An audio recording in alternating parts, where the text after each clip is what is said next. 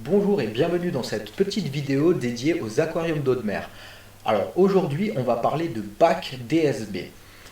Si j'ai décidé de vous faire cette petite vidéo, c'est parce que j'ai entendu tout et n'importe quoi sur les bacs DSB, en particulier dans les animaleries.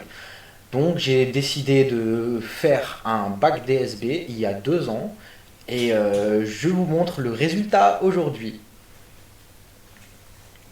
Alors, comme vous pouvez le voir, c'est un bac standard, il y a 100 litres, voilà, tout simplement. C'est un 100 litres.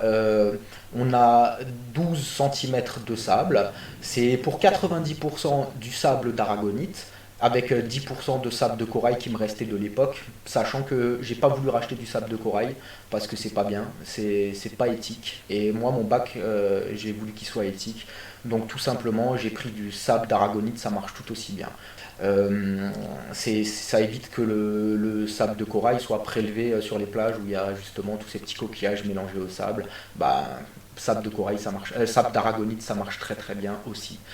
En termes de matériel, c'est très simple. On a une rampe chinoise qui a coûté aux alentours de 150 euros. Il y en avait deux à la base, il y en avait deux avec un programmateur. Le programmateur, il faut savoir que j'utilise le réglage qui est de base, je ne me suis même pas cassé la tête, ça marche très très très très bien. Vous pouvez regarder, moi je ne l'ai pas nettoyé depuis 2 ans, vous pouvez voir, ça tourne encore, ça marche nickel. Voilà, j'ai même pas mis une seule fois mes mains dans ce bac depuis 2 ans. J'ai pas fait un seul changement d'eau et je n'ai pas une seule fois mis un seul additif dedans, ni résine antiphosphate, ni ci, ni j'ai rien mis dedans. La seule chose que je mets de temps en temps, c'est un petit morceau de moule, pour voilà, parce que j'ai donc une petite population dedans.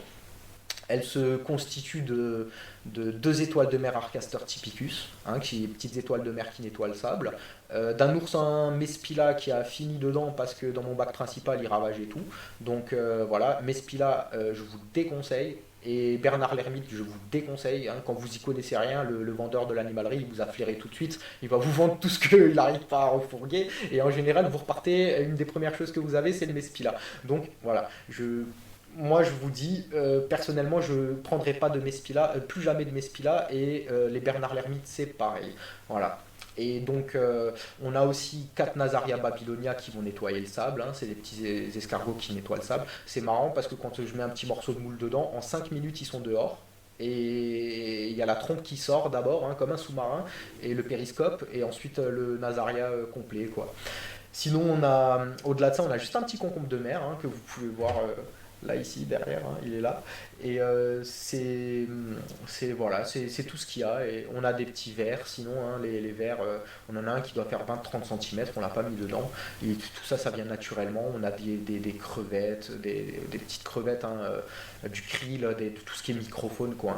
Et d'ailleurs, vous allez pouvoir le voir, il y a beaucoup de petits œufs. Là, par exemple, on a des poches enfin, il y a plein de gamaris sont en train de faire leur nid sur la vitre directement. On a des ophires de tous les types. C'est incroyable. C'est incroyable la diversité d'espèces qu'il y a là-dedans.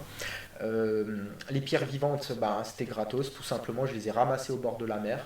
Je dis bien au bord de la mer. C'est interdit de prélever vos pierres vivantes dans la mer directement. Par contre, des fois, quand vous vous baladez sur la plage, vous pouvez voir des petites pierres. Elles sont un peu violettes comme ça, avec de la mousse. Ça sointe un peu, ça sent la marée basse. Moi, c'est celle-là que j'ai pris, tout simplement. Je les ai pris, elles étaient déjà un peu à moitié sèches, quoi. Je les ai mis dans un petit torchon et puis je les ai mis dans mon bac. C'est tout ce que j'ai mis. Et vous voyez le résultat 2 ans après, quoi. C'est incroyable, c'est incroyable. Et donc, comme dit, le DSB, ça fonctionne très bien. C'est 10 fois moins cher. Vous n'avez rien besoin de faire. Alors là, c'est ce qu'on appelle un bac DSB qui est extrêmement mûr. C'est-à-dire, là, si maintenant demain je mets en premier un petit poisson qui va manger, qui va manger les algues, un herbivore, il va un petit peu me désherber tout ça. Ensuite, je mets un gobiodon et une petite crevette lismata. Aucun problème, je veux dire aucun problème, ça tient nickel, ça changera rien du tout aux paramètres du bac. Par contre, ça s'arrête là, on ne met pas plus dans un bac comme ça. Et vous pouvez voir en fait comment ça fonctionne. Là, je vais vous mettre en gros plan donc le sable. le sable, hein, l'épaisseur du sable, et vous pouvez voir que plus on est vers la surface, plus le sable est noir, c'est parce qu'il y a encore de la matière organique, hein. Souvent je vais voir des petites bestioles qui vont descendre jusqu'à 2, 3, 4 cm pour les vers même, ou 5 cm pour des petits vers, et ils descendent pas plus bas, hein. Et en dessous, donc c'est vraiment là où il va y avoir les échanges gazeux en fait, hein. C'est d'ailleurs, je vous invite, si ça vous intéresse cette méthode, à lire vraiment les travaux à la base du docteur Jaubert, hein, parce que en fait la méthode DSB c'est un dérivé de la méthode Jaubert, c'est-à-dire la méthode Jaubert, pour info, c'est la même chose, sauf que il va y avoir une grille en dessous, un plénum, hein, ce qu'on appelle un plénum. En fait, c'est une surface anaérobie, c'est une petite grille, hein, où le sable ne passe pas. Et en fait, c'est une surface donc vide, un peu sous vide, où dedans il y a des bestioles en fait qui vont bouffer tous les nitrates de votre bac. En fait, ça va permettre de maintenir le cycle de l'eau, hein. Dans mon bac principal, je ne vais avoir que des coraux mous, pas de corail dur. Pourquoi?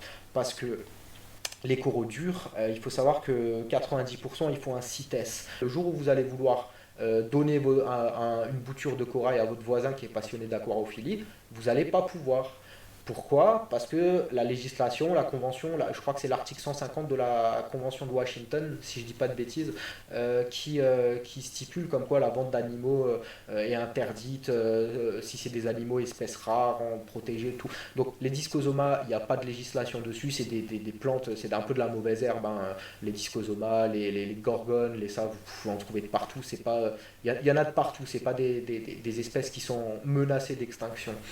Et en plus, les discosomas, ben, tous les particuliers quasiment en ont. Vous pouvez trouver des boutures à 5 euros, 10 euros chez les particuliers. Même ils vous les donnent. Moi, souvent, la plupart de mes boutures, je les ai eues gratuitement. Je veux dire, on a vu sur le Bon Coin partage aquariophilie, discussion d'aquariophilie. On a discuté dessus, ou sur Facebook. Ben tiens, regarde, t'as vu le corail que je viens d'avoir, ça t'intéresse, bah, passe à la maison, bois un café, je te l'offre. Ah, bon, écoute, regarde mon bac, dis-moi si là j'ai ça qui est tombé au fond de mon bac, tu veux que je t'en ramène un? Voilà comment. Ça, c'est un bac dit éthique pour moi. Et tout mon bac principal a été constitué comme ça.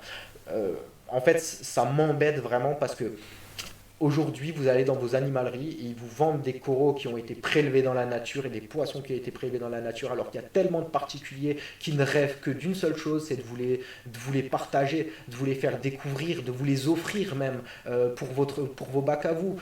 Et sans faire du prélèvement dans la nature. Et là, bah, bizarrement, la législation, elle est contre ça, et donc en fait bah, ça vous force à les acheter dans la nature où c'est prélevé, dans les animaleries où c'est prélevé directement dans la nature.